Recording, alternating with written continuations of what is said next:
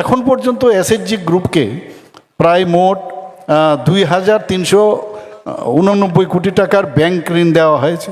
এবং এটা খুব আনন্দিত এবং আনন্দের বিষয় এবং খুশির বিষয় যে বড় বড় কর্পোরেট সেক্টর থেকে যারা বিত্তশালী তাদেরও কিন্তু দেখা যায় এনপিএ হয়ে যায়, কিন্তু আমাদের মহিলারা এত সুন্দরভাবে ঠিক সময়ে ব্যাংকের ঋণ দেওয়া, তাদের মধ্যে একটা মানে হেলদি যে একটা বিষয় সেটা কিন্তু চলে এসছে। হেলদি কম্পিটিশনও চলছে নিজেদের মধ্যে, কে আগে দেবে। এতে দেখা গেছে মাত্র এনপিএর হার 1.84%, যেখানে বড় বড় কর্পোরেট সেক্টর আপনারা জানেন কি কি হয় অনেক সময়।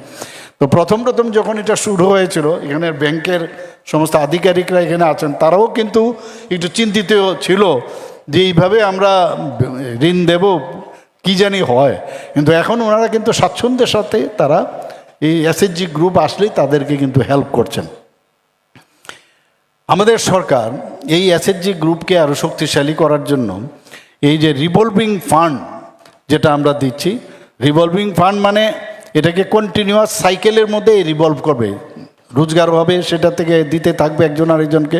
আমাদের সরকার সেখানে 837 কোটি 32 লক্ষ টাকা দিয়েছি। এটা হচ্ছে রিভলভিং ফান্ড এবং কমিউনিটি ইনভেস্টমেন্ট ফান্ড হিসাবে।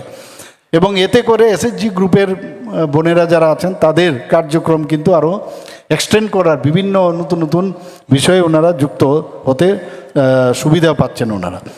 আজকে ওনাদের সিকিউরিটিরও প্রয়োজন। আমি যে বিজনেস করলেও অনেক সময় সিকিউরিটির দরকার। সেখানে এই যে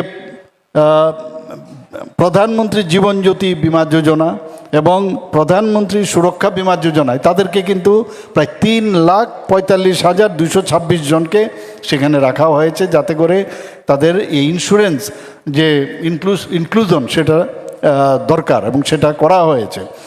এবং আমরা প্রধানমন্ত্রী জীবন জ্যোতি বিমা যোজনায় প্রায় 3,45,226 জন এবং প্রধানমন্ত্রী সুরক্ষা বিমা যোজনায় প্রায় 4,14,027 জনকে ইনক্লুড করা হয়েছে। এবং এতে করে আর্থিক নিরাপত্তাও সুদৃঢ় করা হয়েছে। ত্রিপুরাতে লাখপতি দিদি নিয়ে আমরা পার্সেন্টেজের কথা যদি বলি, আমি বহু জায়গায় দিল্লিতেও বা বিভিন্ন জায়গায় যখন যাই, আমি খুব খুশি যে আমাদের ত্রিপুরাতে যে টার্গেট ছিল যে আমরা যে 100% স্যাচুরেশন পয়েন্টে আনবো, সেখানে এখন পর্যন্ত প্রায় 95%-এর উপরে এই লাখপতি দিদি, অর্থাৎ 1,08,281 জন অলরেডি লাখপতি দিদি আমাদের ত্রিপুরাতে হয়ে গেছে। তো এটা আমাদের জন্য অত্যন্ত গর্বের বিষয়।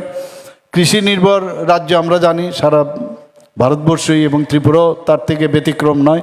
সেখানে আমাদের মহিলারা আজকে যারা প্রায় 3,48,000 মহিলা কৃষক রয়েছেন এবং তারা কৃষি, পশুপালন এবং মৎস্য চাষের সঙ্গে যুক্ত রয়েছেন সক্রিয়ভাবে।